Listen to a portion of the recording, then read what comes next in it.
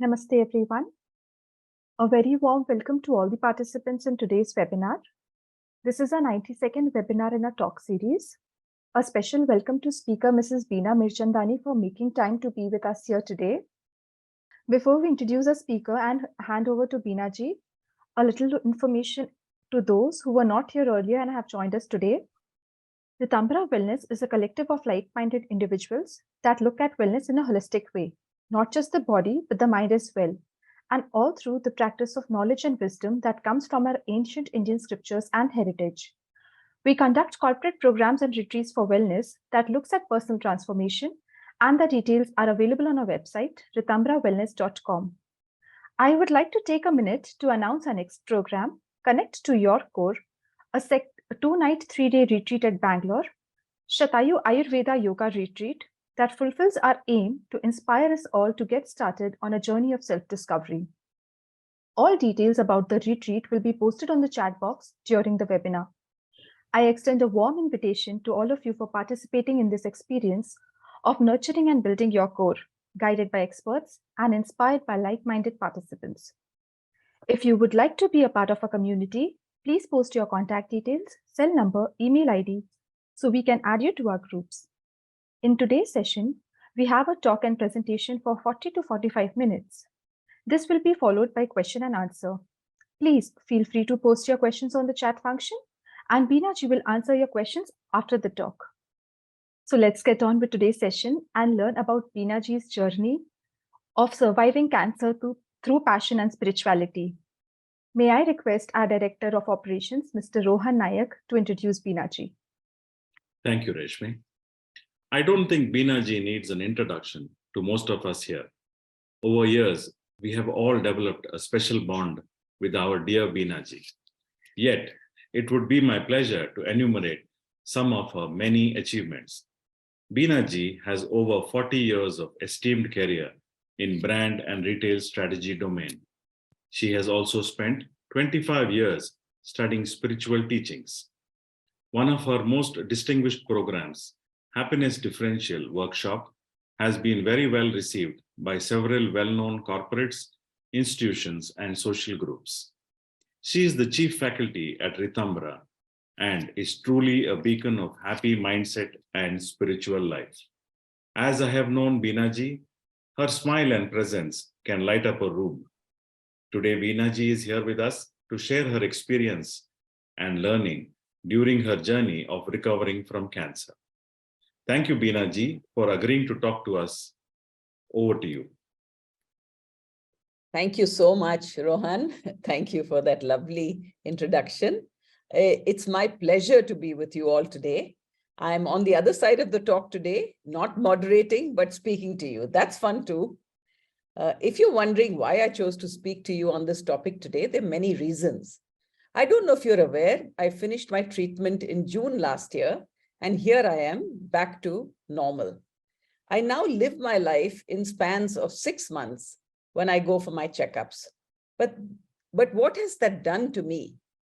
Understanding the frailty of life, I live in the present, living my life fully and with passion, even more than before. And I'm truly enjoying every minute of it. So here are my reasons for choosing this particular topic and sharing my experiences. So one thing is that cancer, the word cancer is really feared, the big C as they call it. So I wanted to dispel a little of the fear by telling you about my journey. I wanted all of you to know the importance of catching the diagnosis early. Cancer to me is like one of those diseases that you could get in old age. You could get a kidney ailment, you could get a heart ailment, you could get anything. And so I have cancer. And it's not the end of living life. There's a life beyond the diagnosis and the treatment, if you catch it early enough. And I've known of people that have changed their lifestyle and they've changed their mental makeup and they've actually got through even stage 4 of cancer. I actually have a friend who's had cancer recur 3 times. He's done surgeries, chemo, everything, and he's still on the golf course every day. So, you know, it's not an impossible thing. A lot depends on your own mindset. So what are we saying here? That if you can accept the diagnosis and deal with it, sure, it may recur and you may die earlier than you should or what you expect. But spiritually speaking, that could be your life journey. It had to end this way and at this time. Who can predict that? So let's get on with my journey and see how it played out for me. So I'll just share my screen.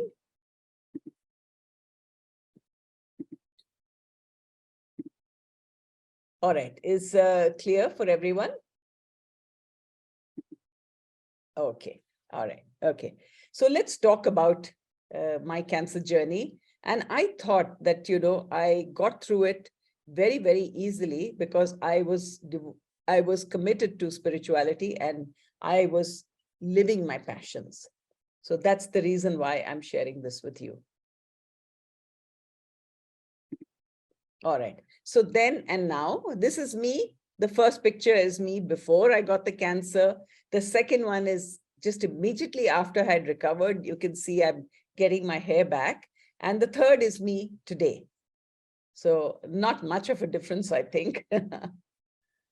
All right. My sharing today will consist of my life journey before cancer, my story, my cancer diagnosis, treatment protocol and side effects, my caregivers and support groups, surviving cancer through my passions and through my spiritual beliefs, and my life going forward. What kind of diet and lifestyle changes have I made and mental shifts have I made? And I'm also going to talk to you a little bit about cancer. Can you prevent cancer? I'm no expert, but whatever I've learned along the way in this past year and some of the reading that I've done, I'll share with you. So my life journey before cancer. Okay, so if you look at the second picture on the right, the second one, the middle black and white one, that's me with the two pigtails. I was in school at that time. My mother's behind me. My two brothers are behind me. My older brother on the right and my younger brother on the left. Not younger, they're all older to me. I'm the youngest of 4 children. To the right is my sister. And the gentleman on the left is actually my cousin. My brother is actually standing behind. So this is my family, and this is me as I was growing up. And this is me presently. I think this was before the cancer. So this is a photograph that I've taken with my family today, the one at the bottom, me now. But let me tell you a little bit about my life. I was the youngest, like I said, of 4 children. And there's a difference of 11 years between my oldest brother and me. And he's really like a second dad. He looks after my needs. He protects me. Even to this day, I'm 69 now, but he still does that. I'm born in an upper middle class family. And while we didn't want for anything, but we were not, we couldn't spend freely. We were constrained in that sense, and we had to be careful about what we spent on. I studied at some of the best institutions in Mumbai. I went to a school in Bandra, then I went to Xavier's, and then I did my management at the Jamnalal Bajaj Institute. I got married when I was 24, and I had a family by the time I was 25. I had my first son, and we moved to Bangalore for business reasons in 1991. I'm also going to share with you a little bit about my career. When I got married, we started a fashion business, my husband and we ran it for a good 12 years. But we realized that we were not able to get the kind of financing that we wanted because we were in the fashion industry, and the garment industry particularly was not considered to be very stable. People in the garment industry at that time, a lot of them were uneducated. So the banks didn't, completely trust them to give money, and everything that you raised for the business had to be backed by some property or some very solid investment from your side. So, it was difficult for us to cough up that kind of, securities. So it was difficult, and we closed the business after 12 years. I moved on to a corporate career then when I was 36 years old. And I started working. I did that for many years. I worked in the corporate, in corporates, in large corporates. And then I started to work as a consultant in the fashion industry. So then I was doing a lot of brand and retail strategy as a consultant, starting from 2008 to about 2017. After that, I realized that I wanted to do something different. And I had a good spell of doing a proper career. So I said, let me start looking at happiness. Now, why I did that was because when I was in one of the companies that I was working for, I was one of the older senior management or senior manager. And the young kids would come to me, and they were designers because I was in the fashion business. They were designers, merchandisers, and, that whole retail people and, all of that. So there was a large team that I was looking after. And they used to come to me and they used to say, Beena ma'am, why do you look so happy all the time? Why are you so happy? Please tell us the secret of staying happy. And then I realized that maybe there was something that I was doing. So I started to look at myself carefully. And then I started to read up on happiness. And I said, why don't I make their lives happier by actually telling them about happiness? And that's how I started my happiness differential program.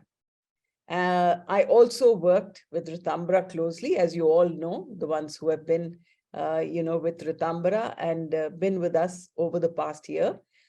You know that, so I don't need to tell you about that. And I'm assisting a happiness platform called Happiness Squad, which is based out of the US. So that's also another interesting proposition. It will go live in March, and I will definitely, share that with you. Presently, I'm writing articles, giving talks on happiness, wellness, and surviving cancer. So generally, as you can see, I've lived a comfortable life. So my cancer diagnosis, I went for a general health checkup on the 4th of October, 2021. Now, I must tell you that I used to go for a regular health checkup every year. And I was supposed to go in 19, and I didn't go because my son was getting married in the beginning of 20. So I was very busy with that, and I just kept putting it off. And I said, I'll do it after he gets married. But it didn't happen because, as you know, COVID hit in 2020, February. And that was when my son got married. So immediately after that, everybody stayed away from hospitals, and including us, me and my husband, we decided not to go for any kind of checkup or go to the hospital. And this continued, we had waves of COVID, and that continued till 2020. And then I said, okay, now this is enough. I was feeling a few bodily changes. I'm quite aware of my body. So I was feeling those changes, like I was feeling very thirsty. I didn't know whether it was diabetes, what it was. And I was feeling, there were very subtle changes. And I said, now it's time to go for definitely go for a health checkup. And I went in 2021, and they discovered there that I had a lump through a mammogram, and then I did a sonogram. And by the 10th of November, I did the sonogram, and I found out that there was a very, very small lump, but it was very suspicious. So I did a biopsy. I was recommended a biopsy, got the results in November itself. And then I went to see the surgeon, and the surgeon said, it's so small that I can't even, feel it. So you will have to put a marking on it for me to please go back, do a sonomammogram, and get a marking put so I can know where I should be operating. It was that small, less than 1 centimeter. I got operated on 22nd November. And when I was being operated, they realized, and they normally do this, they check the lymph nodes that are close to the lump. And the doctor found that one of them was infected. And he chose to take out a whole lot of lymph nodes. Now, once it goes into your lymph nodes, means it's systemic. It could have gone into your system.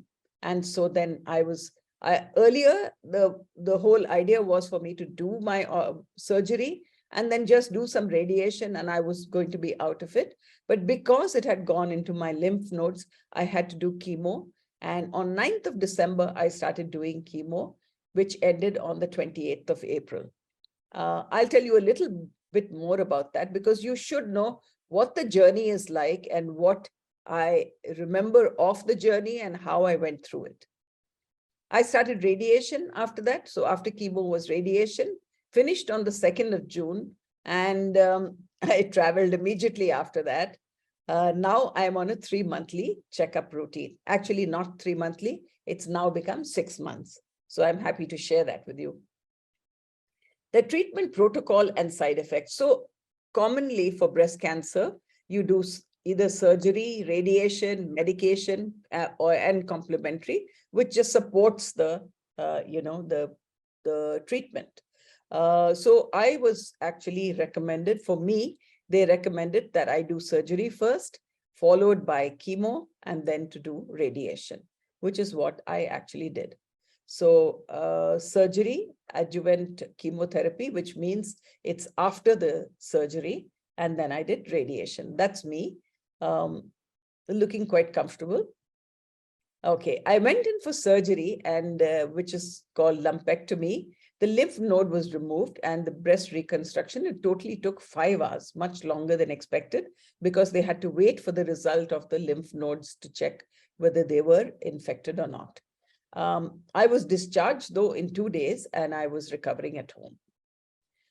The surgery, there were not many side effects. The only thing is, because they've removed my lymph nodes, I have to be extremely careful about my left arm, because my left arm, there are no lymph nodes through which the liquid lymph travels.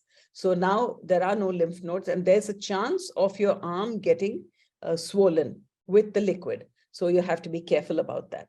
I did have some shooting pain. So I had to wear, by the way, for lymphedema, I had to wear, what do you call that? A sleeve. It's a very tight sleeve that you wear all along your arm. And I used to wear that every day.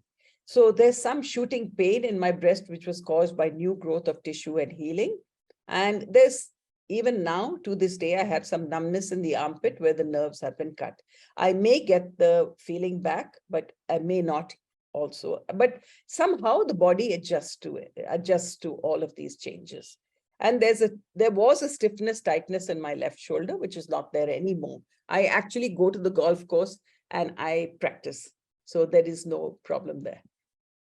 The chemotherapy, I had a little trouble with my chemotherapy, because they actually give you 2 drugs at one time, and you have to do 4 doses of that every 14 days. And I had a problem with that, because my blood count went so low after the chemo that I had to be hospitalized twice. And the doctor and my family got extremely worried, because I was very listless, lying in bed and not my usual self at all, and with no energy and practically no life.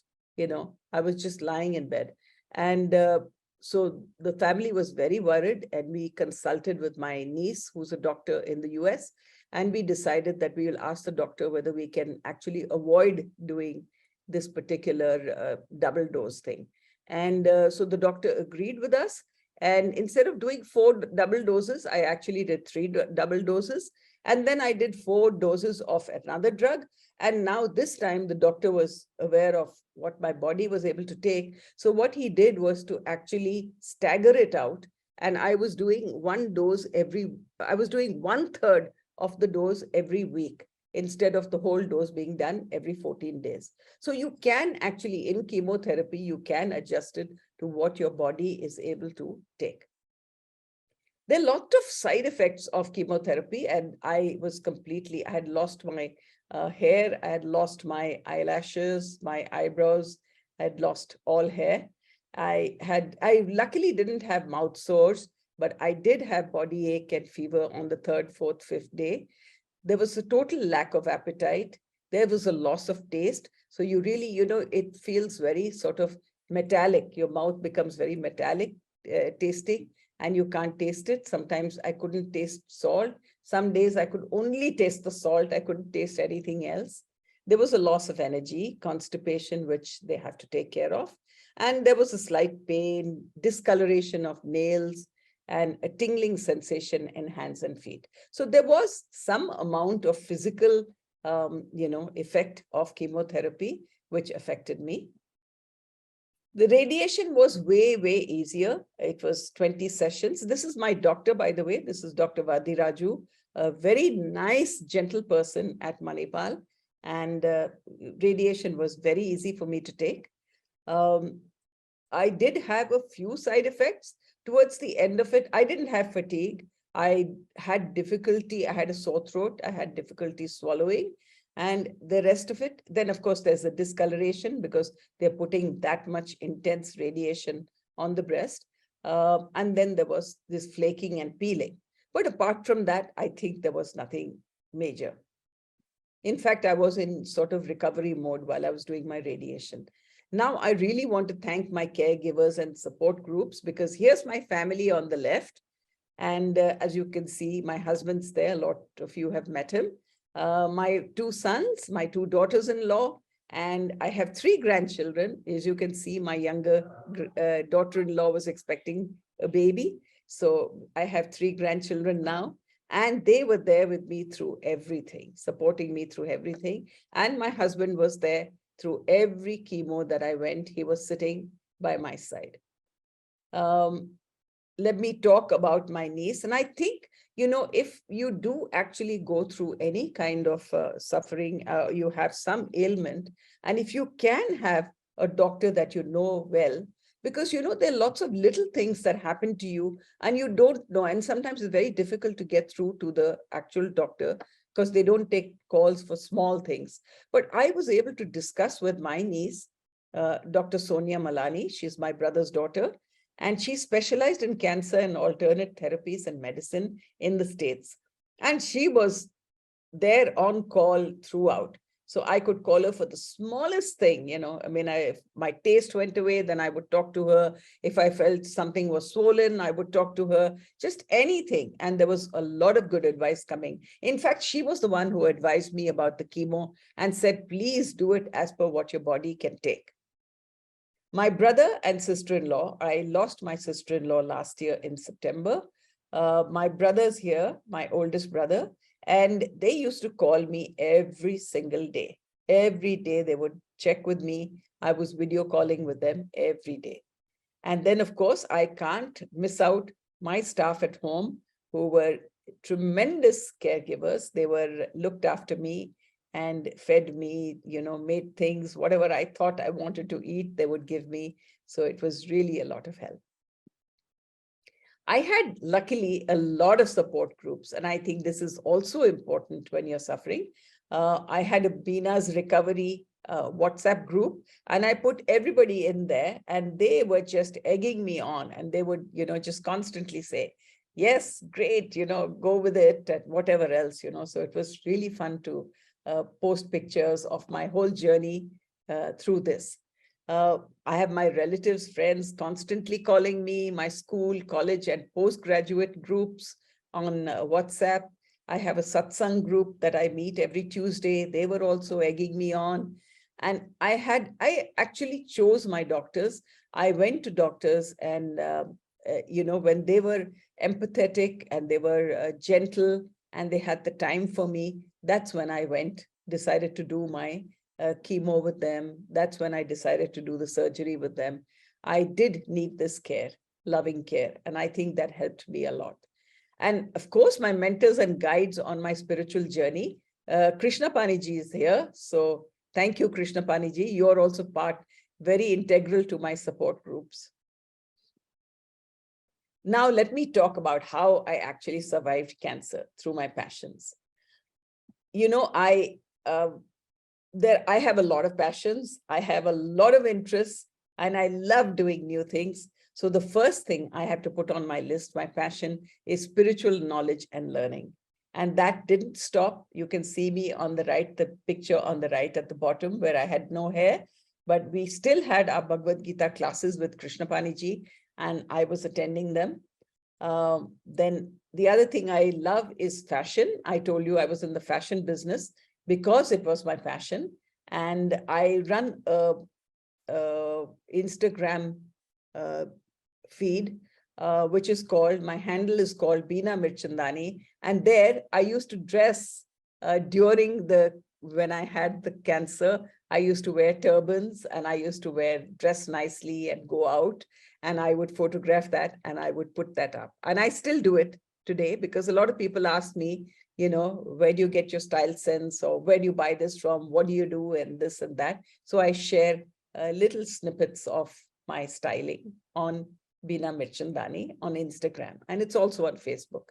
I love to paint, and that I'm taking actually very seriously, because I find that, if you can do something like this, if you can paint or you listen to music or do something like this, it just puts you into a completely meditative sort of space.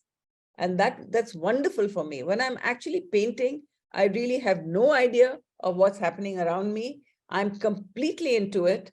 And I sometimes have to be prodded to have my breakfast, to do this, to do that, because the first thing I get up, jump out of bed, and I'm sitting at my easel. So I love painting. General learning, you will see me at the Bangalore International Center at least twice a month, twice a week, actually, sorry, not month, twice a week. And I'm, learning something new, listening to very, very interesting conversations about everything, whether it's economics, politics, art, culture, they have topics on everything. I love sports. I play golf. So I'm actually practicing to get back to golf. You can see me playing golf here. I love travel as well. I also love food, and I, practice. I mean, I use the YouTube with my cooks, and we come up with very nice recipes at home. I also go to a lot of gourmet restaurants. And now also my passion is to help spread the knowledge. I don't want people to fear cancer. I want them to accept it. And I want them to sort of use all their energies to recover, and not to sort of, sit with regret, or, be sort of, to get under the cancer. We have to get over it. Surviving cancer through spirituality. And I think this is really, really what helped me the most. So first and foremost is understanding the connect between body and spirit. So, when I first got cancer, my friends used to call me and say, Beena, how are you? And, I think they were expecting that I would say, oh, I'm not, mentally not well, or, I don't know what's going to happen, and this, that, and the other. But, my automatic response was to say, I'm fine, And then I actually discussed this with KKG, Krishnapani ji, and asked him, what is actually answering? Why do I have this very positive frame of mind, and why do I answer like that? And we discussed it. And, of course, one is that you automatically say it is just a manner of saying, if somebody asks you, how are you today? And you say, I'm fine, that sort of thing. But then I found that it was something deeper for me. And so I think the body is also trying to be fine constantly, and so is the spirit. And I am I'm a very positive, lively, person, and I like to live life. So I think that was what, brought me this understanding that body and spirit are connected, but the spirit overrides the body. So, you can do things with your body if your spirit is with you. The law of evolution. So there's two aspects to this. There's biological and spiritual. So biologically, everything in this world is trying to survive, live longer, and that includes your cancer cells. I've been reading a book called The Cancer Code by Jason Fung, and it's a very, very interestingly written book. It says that the cancer cells are also in the process, all cells die, and we generate new cells. But biologically, cancer cells are so strong that they actually survive way longer than normal human cells.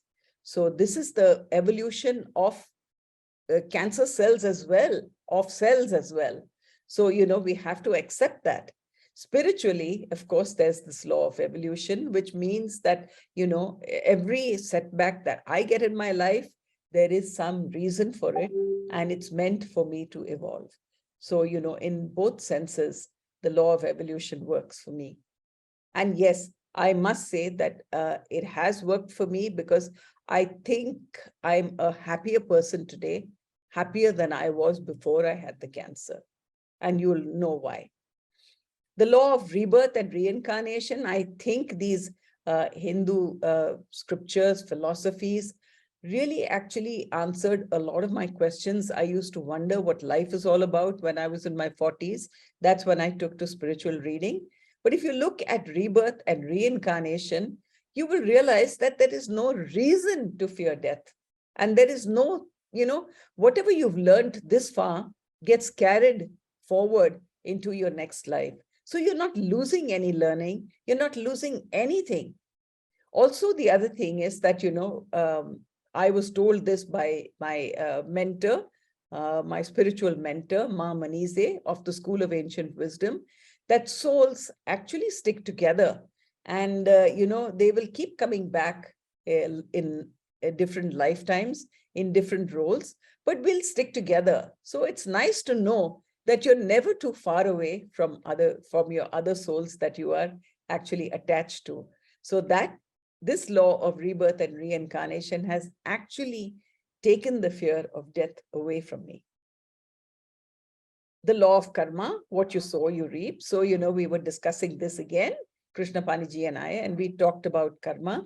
And, karma is, so really you don't know what karma you have to actually wipe out or clear in this lifetime. So this cancer could be karmic. It could be related to my diet and my lifestyle that I led before I got the cancer. It could be through some stresses that I am maybe not aware of, because I think I've led a reasonably good life. So, it could be something at the subconscious level.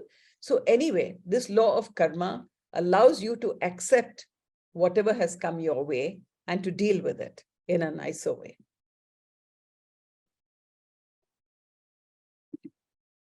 The law of attraction. So I realized that, if every day, if I'm going to be morose, if I'm going to be depressed, that's what I'm going to get back. So I decided to be very positive about everything. And, and then positivity came back to me. And of course, there was a lot of love to share during this time. A lot of people were, sharing their love with me. And so I was very, very grateful for all of that. And there's, of course, the natural law of the universe where, things happen for a reason. So we have to learn to go with the flow. And that's the other, natural law, which I was actually living by. Living in the present moment. Now, I told you earlier that I'm living in 6-month pockets, and it has actually taught me. And that's one of the reasons why I'm so happy all the time, because I make the most of every single day, and I make the most of every single moment. And I'm doing things that I love to do, or I indulge in my passions. And, I do it at my time, at my pace. Fortunately, I'm retired, so I can afford to do all of this. And that really helps me. So I'm always living in the present moment, and I'm in the flow, as they call it. Living with my true nature, my inherent qualities, talents, and inclinations. This is really, like I said, this is what brought me to living with my passions. Your swabhava is your innate nature, your qualities and everything that you have. And your swadharma is what you do in this life, the duties that you have to go with, what you do professionally and otherwise. And I think to a large extent, whenever I was doing fashion, which really was my, swabhava, was part of my swabhava. I love it. I'm passionate about it. And when I was doing that at work, I was really so happy that, just things happened. They just happened by themselves.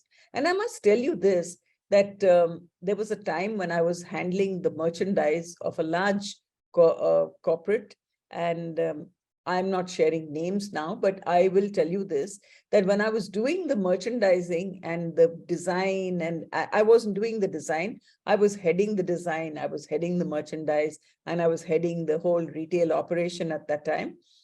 I was so happy. I used to get out of bed and I would be raring to go to the office. And I would be so happy there at work. And, the whole team, as a result, was a very, very happy team. And we actually broke records. We used to surpass our targets. Everything happened by itself. So when your Swabhava and your Swadharma come together, then, miracles happen, magic. It's actually magic. But if you are going to work just purely because you need to make the money and something else is going to make you happy, then please rethink that. Also, this cancer taught me how to live more. I had a lot of empathy because that's what my father taught me. My father used to talk to every single person that he interacted with, and he treated everybody with a lot of empathy, whether it was my driver, whether it was the help at home, whether it was his factory workers, everybody. So I grew up in that atmosphere, and I have to thank my father for this. But when I got the cancer, I realized even more that, I could feel the empathy of others who were suffering, and there was a lot of compassion for them. There's this importance of letting go. I was ridding myself of my past, negative baggage, and wrong beliefs. So all of that, because I had so much time to think while I was in bed, and I was recovering at that time, it was like a rethink of my whole life. And I was wondering what were the things that actually could have caused my cancer. And I was determined that I would leave all this baggage in the past. I also now, the biggest thing is to live with gratitude. I'm happy that I've recovered and recovered well for now, however long it may be. We don't know about cancer. It can recur anytime, but I'm still grateful for whatever life I have. I'm happy for my life companions and this evolutionary journey, which I'm sharing with, and you are all a part of it. So what's my life going forward? I must tell you that I think what caused my cancer now, some of the things that are possible. The doctor also confirmed that an aging body, your cells will mutate. So, that can happen. So I am 69, like I said, so it could have been my aging body. Physically, I was quite active till I got married. So I was wondering about that. I had become a little lazy in the middle, but then it was bringing up children, managing a career and all of that. So I had actually put exercising and taking care of my body a little bit into the background. And other external influences like diet, lifestyle, and environmental could have also affected me. That's possible. But I was reading up, like I said in the book, breast cancer is 24% genetic and 76% is related to diet, lifestyle, and environment. So now I'm very conscious of all of those things. And I'll talk a little bit about that as to what lifestyle changes I've made. So my mind, then I started thinking about my mind and how do I actually, subconsciously and consciously. And I realized that I was a little small-minded and, I was petty about certain things, petty about money, petty about, a few things. And I said, I have to drop this now. So, that was one thing that I learned about myself. And I have a strong need for control and perfection. I need to do everything. It's good in a way, and it's bad in a way, because when you strive for perfection, then you are putting undue stress on yourself. So really I realized that what I needed to do was to understand what is important for me and be perfect in those things. Like for instance, my art. I need to do, strive for perfection there. And I do it, but I love doing it. But, other things, stupid things like, making sure the cushions are kept in the right way and doing this and that. There was no need to kind of cause myself stress for doing things like that. The other thing that had always played on my mind was because, like I said, I was born in a middle-class family, and I was mentally also constantly looking for financial security, especially for my old age. And so this caused me some stress.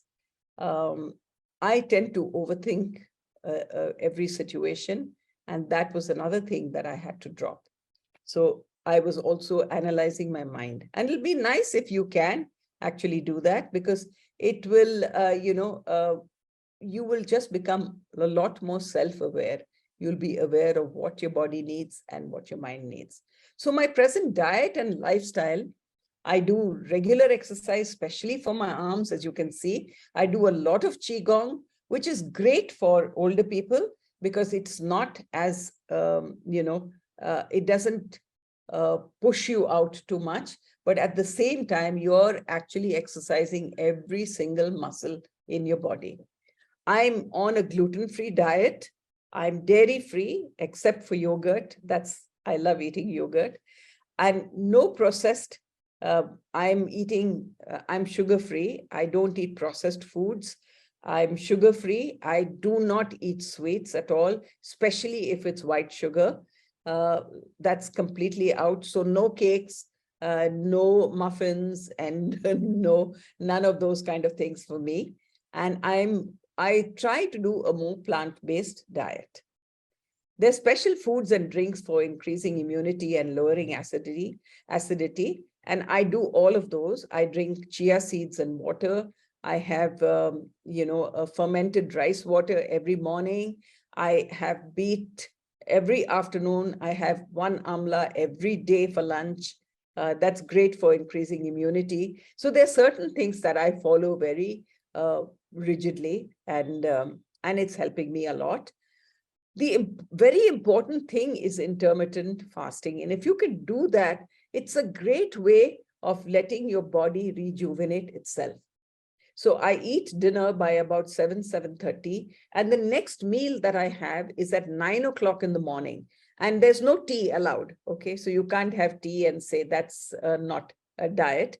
So you don't have tea either. You can drink hot water through this time, and you make sure that you do fasting for 13 hours. And you can follow this. Anybody can follow this. This is not necessarily if you're suffering, but it's a great way to rejuvenate yourself. I use cruelty-free, organic, chemical-free products for body, skin, hair, and makeup. And I carefully look at all the labels to make sure there are no chemicals in there. I'm going for regular cancer and health checkups. As for my mind, I told you I'm indulging my passions, which is helping me tremendously. I avoid stress-related activities. I share activities instead of trying to oversee everything. I prioritize what's important and drop what is not. I'm not chasing perfection anymore, except in a few things. Working on increasing my traveling and need for change of environment. So we travel practically once every 2 months, sometimes practically every month, even if it's a short stint. I meet friends, family more frequently. I stay in touch. And as for my spirit, I continue my learning sessions and reading of spiritual books. And more importantly, I'm always staying happy. So can you prevent cancer? If you have a family history, I would highly recommend that you consult a doctor and do required checkups with regularity. It's very, very critical, because if you catch it early, then you won't have that much suffering. Like, for instance, if I had caught this lump that I got much earlier, I would have gotten away with just having surgery and maybe a very, very short stint of radiation. And I wouldn't have had to do the chemotherapy, which actually affected me a lot. So I think it's very important. Please do regular checkups, especially for ladies. It's recommended that you do it after the age of 40. You do mammograms regularly after the age of 40.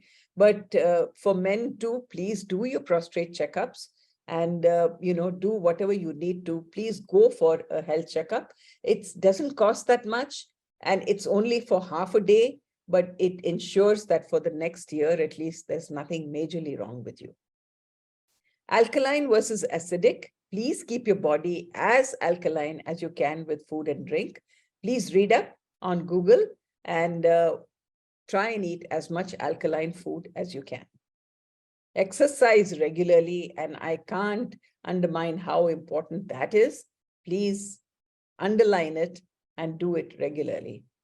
Diet control, you should watch your diet and weight at all times. Be very, very careful about what you put into your body. It's like putting diesel into a petrol engine and trying to make that work. It just won't happen.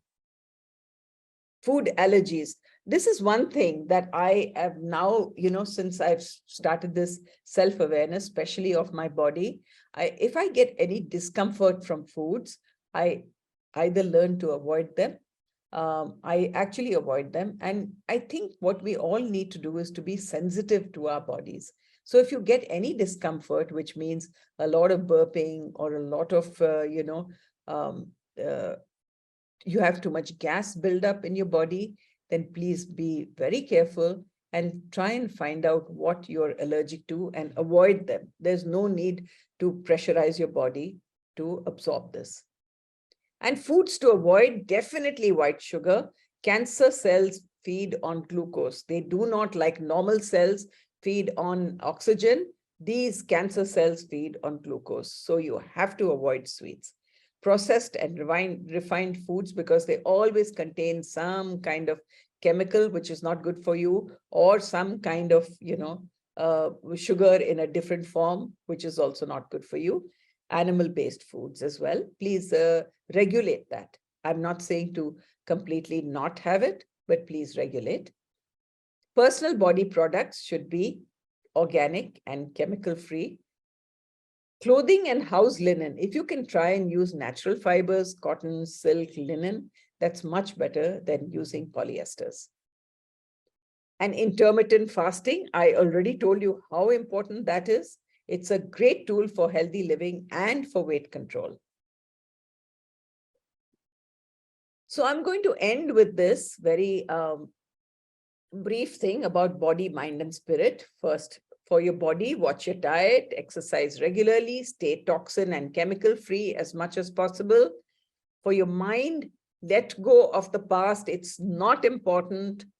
If there are good learnings from the past, yes, keep them. But otherwise, if there's anything negative in the past, just let it go.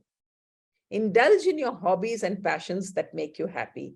If your work doesn't allow you to indulge in your passions or your hobbies, make sure you create some time after work to do that. Indulge in them. It'll make you really happy. And mentally, life is about ups and downs. Life is for us to learn and for us to evolve. That is life. So we have to mentally be prepared for ups and downs. So please just take it in your stride. Spirit. Try to live in the moment, but always remember, and this is something that comes to me when I went through all that suffering in the chemo, this too shall pass. And it did very, very easily. In fact, I have to tell you that I hardly remember any of the suffering that I went through in my chemotherapy in those days. I can't even remember the pain or any of it now. More importantly, just stay happy. I'd like to end with this mantra, which is a universal mantra for health and happiness. Sarve bhavantu sukhinaha, sarve santu niramayaha, sarve bhadrani pashyantu, ma kaschit dukha bhag bhave. Om Shanti, Shanti, Shanti. May everybody be happy. May everybody be free from disease. May everybody have good luck. May none fall on evil days. Thank you so much. Stay healthy, stay happy.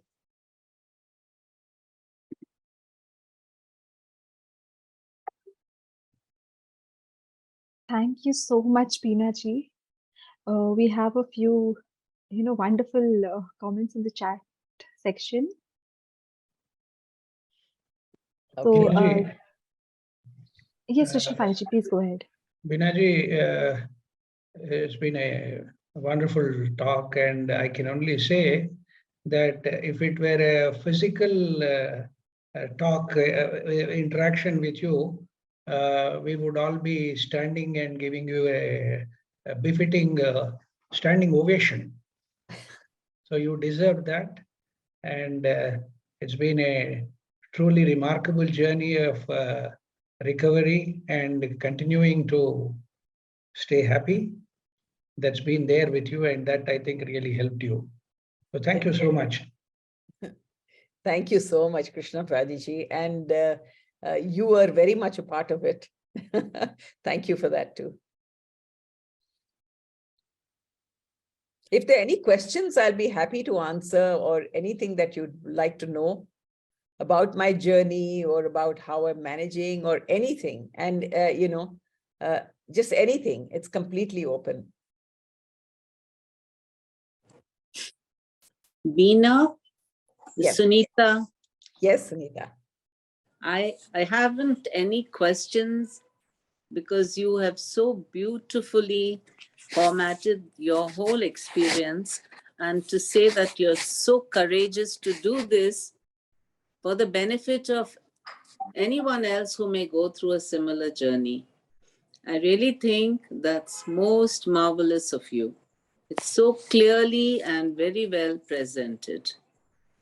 God bless. Thank you so much, Sunita. You're also part of my satsang group. Yes, Thank but you. I didn't join it last time as I was not in town. But I'm so glad that I was there today. Thank you for sharing every bit of it in such a meticulous way. Thank you. Thank you so much.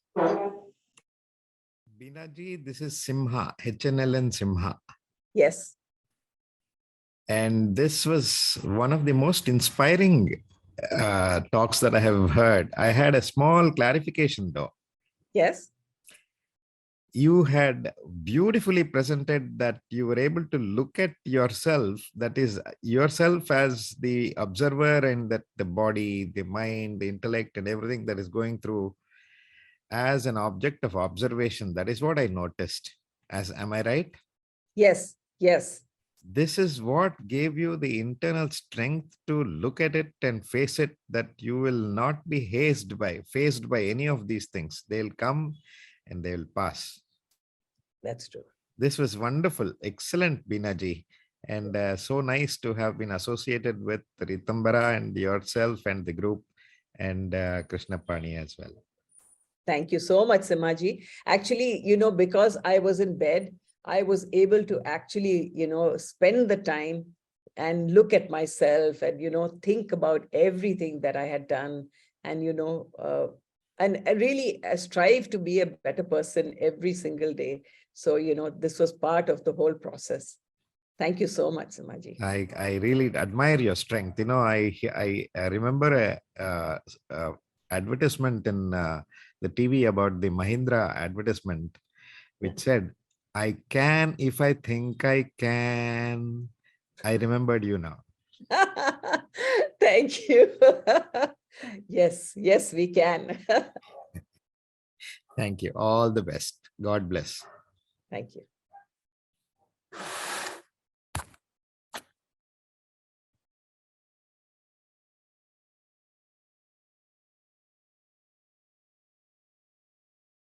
Anybody else would like to share, or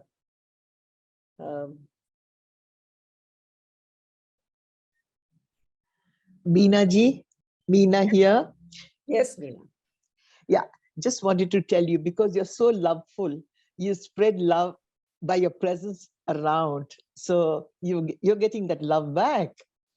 And that's very, very, very important, no, for anyone to get ahead. Absolutely. I don't think anybody in this world can live without love. Yeah, and, No and question. you give full measures to everyone. We've seen you around and we know how happily you distribute your love around with everyone. Thank you so much. So do you Nice. all. Thank you. Thank you so much. Thank you.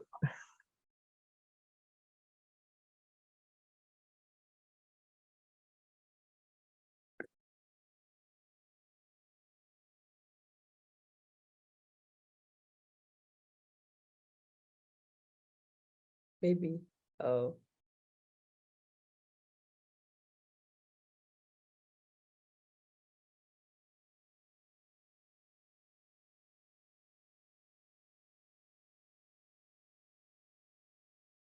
Reshmi, we can close then, I think, because Yeah, we just got Yeah. one thing. yeah. So there's Miss Shruti Agarwal, and she says, "Hi Shruti here. Possible to connect with Peena ji one-on-one, maybe by email or WhatsApp. I'm going through chemo right now for breast cancer. I would like to connect with her personally." Sure. Just give her my number. She can. Yes. Yeah. Okay. I can put it here. If she, is she online now? Yes, she is live on chat. Okay.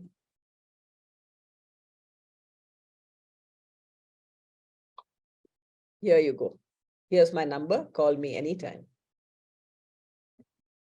I would request Krishna Khani ji to go ahead and do the vote of thanks. A vote of thanks seems to be so very formal. I think we do operate within that framework still, but I don't think I want to be very formal. It's been my good fortune. I have known Beena ji for almost a decade now, and we have had wonderful interactions. Sometimes when she would call me or I would call her, we forget about the time. Suddenly we realize that it's been 40, 45 minutes or even 1 hour. So our discussions used to go on that way. And it has been mutually invigorating. And it has helped me also in so many respects. So there is always a way to learn. And you learn from everything around you. So, Beena ji, you have been that source of inspiration to me also. And I thank you for that. And today's talk, as you can see from the chat box, I think there is not a single individual who would disagree with me when I say that it has been truly wonderful. And the presentation was so meticulous, and you have gone through it so beautifully that we were simply hooked to the session and reading very carefully the presentation. So thank you for that. Then maybe I'll take a few minutes to, add something to what you have said. One thing is that one should realize that nature evolves over millennia. In fact, it is sometimes, it's millions of years also, not thousands. So in the process, cancer is sometimes, they say it's not really a disease, but a mutation in the cells where life is trying to express itself through another means, through trying to find another dimension of expression of life through this process of mutation. And when something mutates, obviously it causes a lot of disturbance and chaos in the status quo. But overall, I think it is for the good of the evolutionary process. And cancer cells that way make us very conscious about our body, mind, and spirit. So that is the natural evolution of it. And if you see, there's a great coincidence between greatness and cancer. If you see if you recall persons like Sri Ramakrishna Paramahamsa or Ramana Maharshi or Jiddu Krishnamurti, all of these people had cancer. It's not that if you have cancer, you become a great person, but the other way around seems to be, there seems to be some correlation, because these are the people who have been sensitive to life. And that sensitivity and intensity in them might have resulted in manifestation of some of these cancerous cells. And it's a part of, exhausting one's own karma also. Usually it is said that there is a past life connection to diseases. There is a saying which says, Purva Janma Kritam Papam Yadhi Rupena Badhate. Whatever karma, the evil karma that was done in the previous life in some form could manifest as a disease, whereby,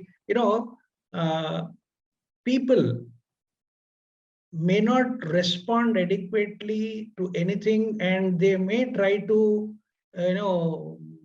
overcome things. But we never find a person who can overcome disease just like that.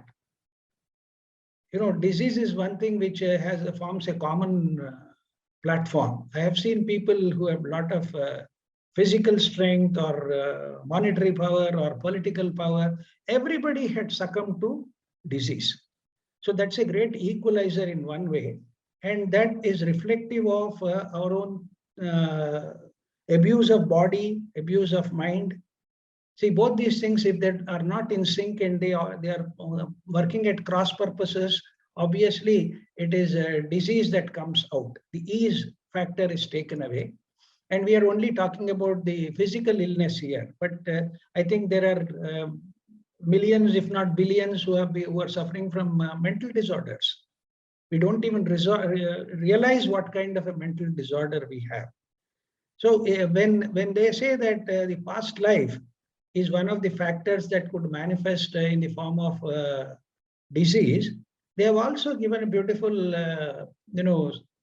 remedy to it. The first one is aushadha.